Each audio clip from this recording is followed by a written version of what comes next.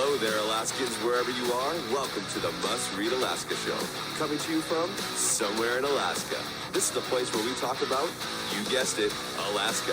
Where we keep the mainstream media on their toes and where we are standing up for what's right in a world run by leftists. You can find out more by heading over to mustreadalaska.com and also checking out the Must Read Alaska YouTube channel for some really great content. But first, let's get this party started. Well, welcome everybody to the Must Read Alaska Show. I'm your host, John. Okay. Coming to you live from somewhere in Alaska. And man, do we have a special treat for you today. But before I go into that, I want to thank all of our listeners, watchers, and readers of Must Read Alaska. Man, we are just making some headways. This last year, we won a national award by the American Association of Marketing and Communications, and for one of the best government podcasts in the U.S., which is very exciting. And we've reached about 120 million people this last year just on social media, and our number top 200 on iTunes with our podcasts in any given category, or in our category, in about 4 different countries at any given time in the month. So we do this for folks to have maybe a conservative side of the news that they may not otherwise get, and for folks that are obsessed with Alaska all over the globe, which is very exciting. But without further ado, I want to welcome our guest today, Ian Brick, to the show. You're going to hear his story, which is just fascinating. This is a guy that is destined for success, and he doesn't let jail get in the way. Without further ado, Ian, welcome to the Must Read Alaska Show. Thank you for having me on, man. I appreciate it.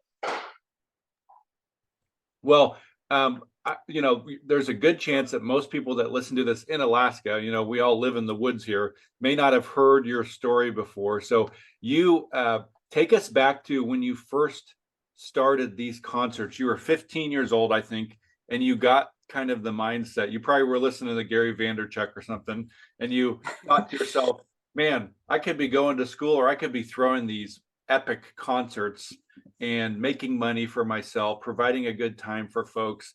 Walk us through what that looked like, and how did you even come up with this idea of throwing concerts in the first place when you're 15? Actually, the person I idolized back in the day was Scooter Braun, because at that time he was just blowing up with Justin Bieber. And I had deep dived into his story about how he started in Atlanta as a club promoter and was essentially broke and just throwing parties until he landed on Justin Bieber. So that was kind of my inspiration. I wasn't really paying attention to Gary Vee or anything like that. But my story was essentially my friends and I do some criminal mischief on mischief night, the night before Halloween. We foam these cars with insulating foam. It was the president and the vice president in our community. It was a private community. We get into trouble, we get caught, and we end up getting sentenced to community service. I came up with the idea to sell these bracelets to the local homeless shelter. And then that took off. I completed my service hours. And ultimately, I decide that I want to take it to the next level. I want to expand beyond selling just bracelets. So I get the idea to start a school dance. And I convinced the high school principal, and I'm a sophomore in high school at the time, 15 years old, to let me throw this school dance. And it was a big success. I got 300 kids to go. We raised a couple $1,000s for charity.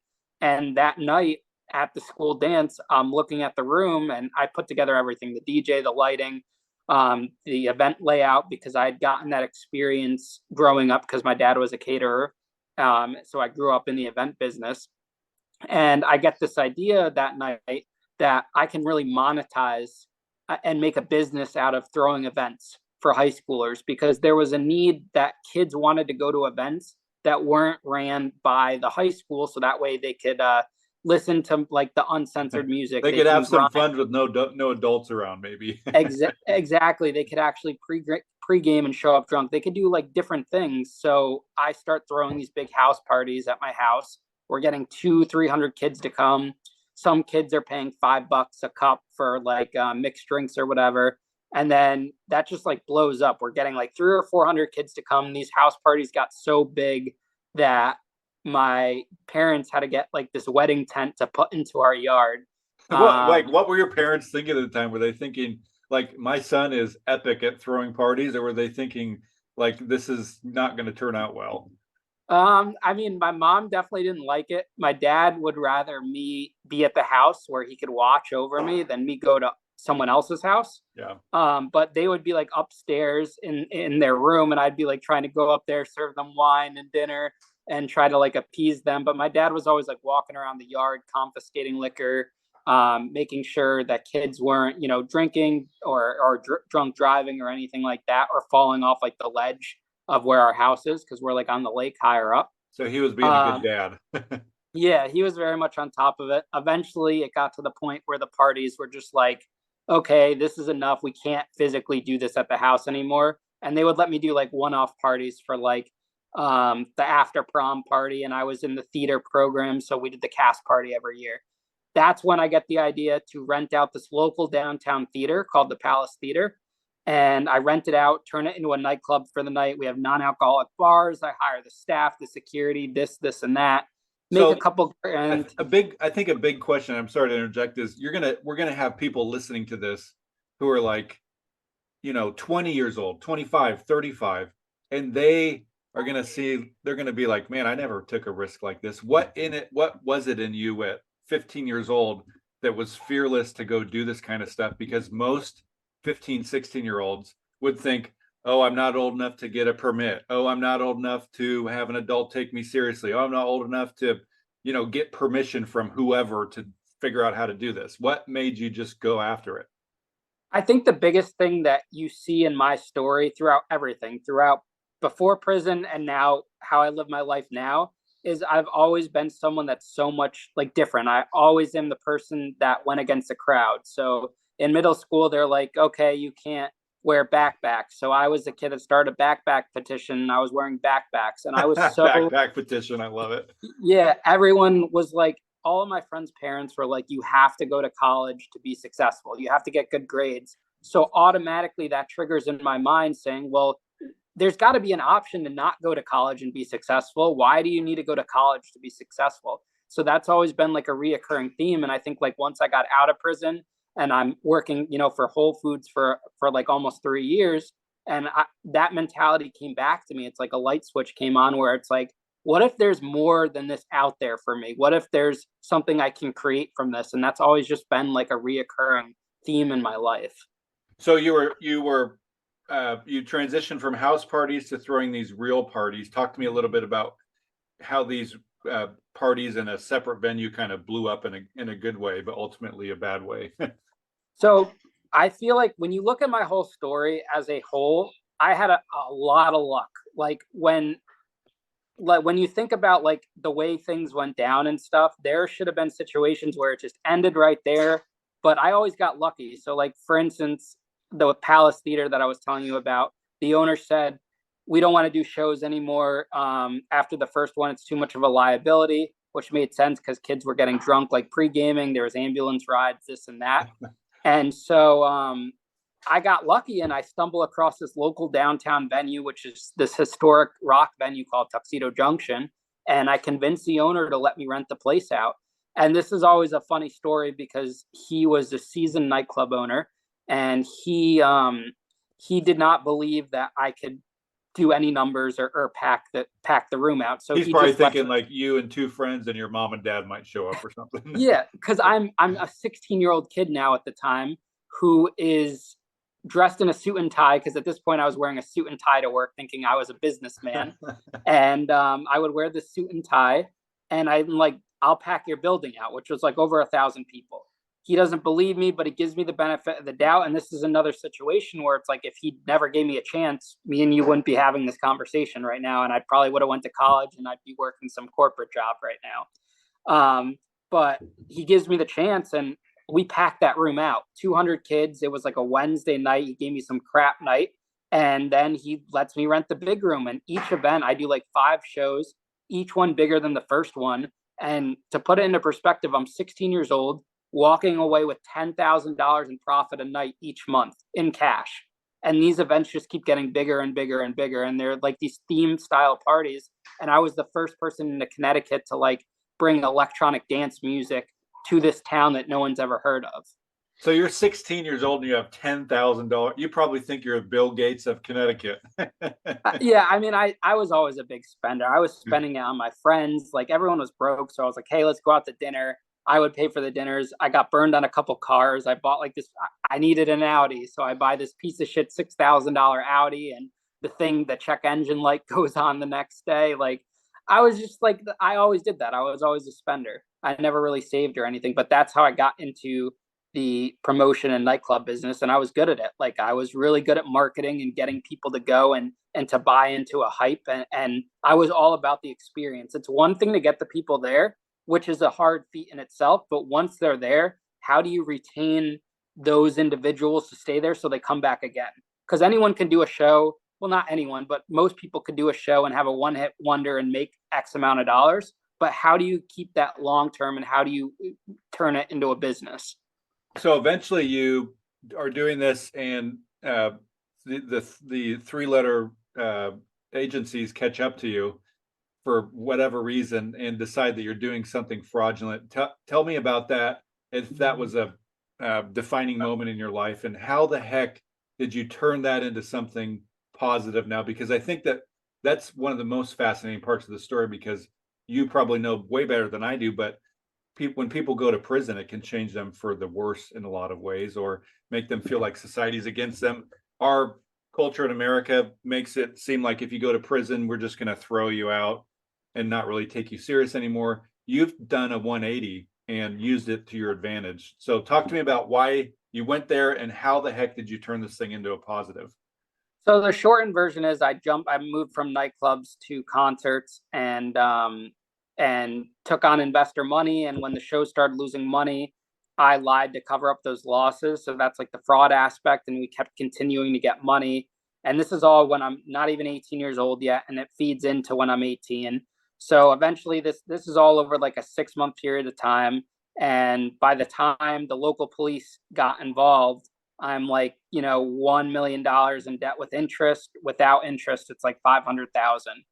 And the local police pushed it up to like the state's attorney, who didn't really want to prosecute it. They figured it was a civil case. And then there was a detective, like in every movie, like Wolf of Wall Street, whatever movie, that there's like that detective that's got the heart on it and pushes it out there. So this detective got it up to the level of the U.S. attorney, and that's when the FBI and the postal inspectors got involved. And 1 year later, I was indicted, January 2015, 19 years old, by federal agents, on 15 federal counts: wire fraud, money laundering, and making a false statement. And Man, I bet that must have been just a sinking feeling. it definitely was, but I was someone that always made lemonade out of lemons. When that happened, I'm running the biggest nightclub in Connecticut, essentially, for electronic dance music, which had nothing to do with the fraud whatsoever, which a lot of the news gets wrong. The club was its own entity. I started the club after the investigation. And the crazy thing about this whole criminal case is that while I'm being prosecuted by the biggest government law offices in the world, I'm running this nightclub as a teenager against all odds with no money and booking. While you have Steve all Aoki. these charges against you, just like, hold my beer, or my whatever. And I'm gonna go run this booking, nightclub. Yep, and I'm booking Steve Aoki, the Chainsmokers, Adventure Club, the biggest acts. And I just had that drive. Like, it was a never give up attitude. The world was caving in around me, and I just I did what I had to do, and that obviously led to me making other decisions that at the time I felt were right, which one of them being like going out of state to gamble. I would go out of state to gamble to raise money to pay these artists, so I didn't get blacklisted, because I had literally no money, and did not manage the finances well at the club, because I would take that money that I'd get, instead of paying bills, I would pay old debt and bad debt. So it was taking good money and paying bad money. So I never got ahead, and eventually I get sentenced to 3 years in prison. And that whole time in federal prison, I was very determined that my redemption story was going to be, one through like a book or a movie. I believed my story was good. I watched like Jordan Belfort's movies. I read all of his books. I wanted to be like that. I wanted to come out, get a book deal, get a movie deal, bam, everyone's paid back, and then jump back in the nightclub business. when I got out in January 2019, I think I was like 24. I realized quickly that that wasn't going to happen that fast. And I came out swinging, saying I was going to open a nightclub again, this and that. And that eventually faded into me, actively trying to pursue the TV or movie deal. And eventually we landed the thing with HBO, the documentary. Yeah. But I jumped into working at Whole Foods. I had worked at Whole Foods for a month before I went to prison. And I started as a chef for the hot bar, and I worked my way up to the team leader position. Do you think I that opened was important to like almost start from the bottom in your world? Because you're used to being the guy, the flashy guy, everybody loves you, you're throwing these huge parties, and now you have to literally start working at a grocery store. Was that a good humbling experience for you? So I've always been the type of person that was always hardworking. Nothing was ever handed to me. It's not like anyone handed me the club. Like I grinded for it. I always Yeah. held jobs. During the trial, I worked at a Chinese restaurant while running the Yes. club. I think I remember hearing that in the documentary. You're Yeah. like delivering food as you're working as Yeah, like I do it. I'm the type of person, like even now, I Uber drive on top of running the podcast, doing everything else. Like I do whatever it takes. Yeah. But working at Whole Foods created a new life that I never thought was possible and I had never lived before. Because when I was running this club, I lived with my parents, I was overweight, I had no money for myself and nothing. So Whole Foods gave me stability. It built my credit up. It gave me an apartment. It gave me a car. It made me totally self-sufficient where, 6 months after prison, I didn't need to depend on my parents at all for anything. That's So awesome. I put in those hours and I really, for 3 years, I thought my future was Whole Foods. I saw myself going to the top. Like people bash a grocery store, but the store managers make six figures. Last year, I was on track to make a little over 100 grand if I didn't quit with overtime. And I just poured my heart and soul into Whole Foods. And I worked a side job at DoorDash and for pizzerias. I was making pizza at restaurants and I'd work for my dad's catering company. Hustle and And grind, then hustle and grind. hustle and grind. And also it was good to keep me out of trouble in a sense, like when I was on supervised release. And then when I got on supervised release in May, I worked there this is last year. And then August, I had started social media in July. My friend was like, Ian, you got to get on TikTok. It's blowing up. Your story would do great. And I started doing it in July and it was getting some numbers, but I didn't know where it was going to go. And then one day, a representative from MTV called me and was like, hey, we want you a part of this dating show. You're going to go, out of the country. You have a really interesting story. It's a new series we're launching. We want you a part of it. You're getting big on social media, this and that. And at the time, I only had like 20,000 followers, or not even. I think I had like 10,000, something along those lines. And if I got the position with MTV, then I would have had to be out of the country for 3 months. So as soon as I heard that, before even getting the position, I go to Whole Foods and I quit. I put in my 2 weeks. And at that point, I was just like so fed up with like the grind every day of like being the hardest worker in the room and not really getting anything out of it. Yes, I benefited financially, but it wasn't like when you're around a lot of people that make a lot more money than you that do 10% of the work you do, it's very defeating for someone that's very ambitious. Like corporations like that are not set up to retain like the highest level of employee. And so, without hesitation, I put in the 2 weeks and I ultimately didn't end up getting casted in that show. And when I tell you that was the best thing that could have ever happened to me, because it just made me double down on social media and just grind it out every day, posting 3 to 5 times a day. And then everything's timing. Like I feel like had I started earlier, who knows if it would have turned out this way. And just like everything in my life has always been about perfect timing, and everything that I went through, everything that I learned has brought me to this point that has helped me get to this point that I can apply all that knowledge, because it's all part of the entertainment business. So my knowledge of marketing and everything applies to the podcast world. When we fly out podcast guests, I'm treating them like they're the biggest artist in the world. Just with the hospitality level, our video production's good. Back when we were doing club nights, we always recorded an after movie. So that's why we apply like video and stuff. And I taught myself how to edit. I make all of our own like little reels and clips. And I just like I adapt quickly, I learn, and I watch, and that's what's got me to where I'm at right now. There's no menial task in the kingdom of hustle and grind. I do whatever it takes, man. Yeah. I used to clean the bath. There would be nights during the club days where we would have 2 shows back to back, and I would sleep for an hour on the couch in the office because I had no money to pay a cleaner. I would stay there all night, clean every ounce of confetti, clean every recycling bottle, and I would grind whatever it took. Did you ever find yourself laying in your bed thinking, I can't, like, I've I'm drained, I can't do this another day? What was it that got you up the next morning to keep at it? I mean, I still have some of those days, but I think you get hope when you see how far you've come. And like, there's always going to be something. Like, I'm someone that loves the chase and loves the journey. So like on days I'm down, then maybe like there'll be a video that blows up and it does 5 million views. And it's like, wow, this is the thing that keeps you going. So back then when I had those days, like I'd have a big show that would make some money, or an artist like shout us out or whatever. That kept me pushing. Yeah. There was never a situation where it was just like failure after failure after failure. You know, the universe always threw in, like, it gave me a bone in some senses to like keep me afloat. And so I feel like now I get that now, where it's just like, you know, there's days where it's tough. Like being 24/7 on social media, it's exhausting. Like I don't have someone running it for me. There's no money to afford This someone is you to with your that. phone and some Listen, editing tools. my day looks like when we have a podcast guest come in, I'm driving an hour to New York City to pick them up. I'm driving 2 hours to the studio. We're filming. We're driving 2 hours back to New York City to drop them off, and then an hour back home.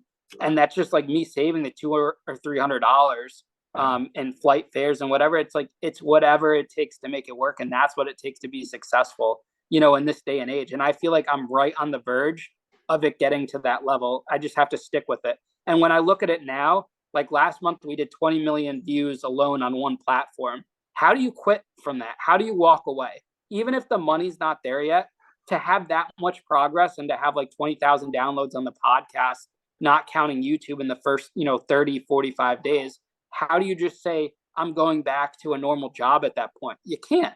Like any sane person is not going to just walk away and give that up. So I have to stick it through, and I just have to do whatever I have to do in between that until it makes it to that level that I could support myself. So now you have a show that you're producing, you're making yourself, called Commissary Cook-Off.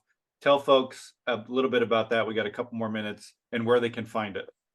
So I have 2 shows. I have the Locked In with Ian Bick podcast. That's my podcast. And then I just started the Commissary Cook-Off, which is, people that have been to prison before, or now we're starting to get people that haven't been to prison. They come on the show and they have 10 minutes to make a dish using only items found in the prison commissary. And we see who the best winner is, and it's starting to do very well on YouTube. The idea has never been done before, which is interesting. Well, I see all these, every once in a while, I'll see these videos on my Instagram reels that will do amazing, of these guys that will cook these things that they come up with in jail. So I think it's ingenious that you've started a TV show around it, because it's very fascinating for folks. Do you have any last minute things before we head off here? No, I appreciate the time. Anyone that wants to connect, they could just, go to ianbick.com. That plugs into everything. And, I appreciate the support and everyone that watches and listens.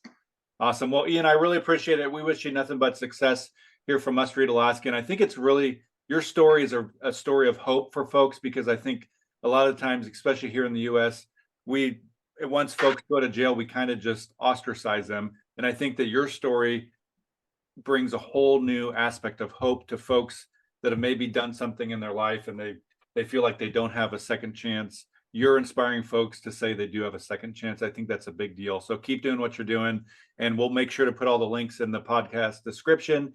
And until next time, I'm John Quick from somewhere in Alaska.